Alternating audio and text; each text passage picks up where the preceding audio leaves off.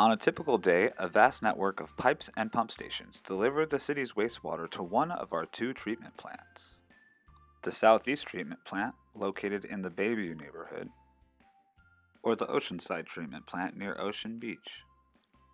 During heavy rainfall, the North Point Wet Weather Facility is activated to provide primary treatment to the additional wastewater flow.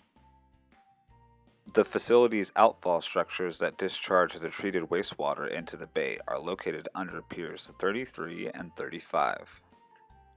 Improvements to these critical wastewater facilities were needed after decades in the harsh marine environment.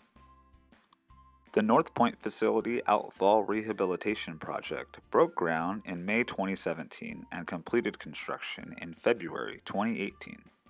Crews removed sediment from the inside and outside of the outfall pipes and reinforced the pipes and related structures. Crews cleaned the inside of pipes via manholes in the sidewalk, and dive crews access and clean the outside of pipes via barges off Piers 33 and 35. The North Point Facility Outfall Rehabilitation Project is part of the Sewer System Improvement Program, a 20-year, multi-billion-dollar citywide investment to upgrade and modernize our aging sewer system.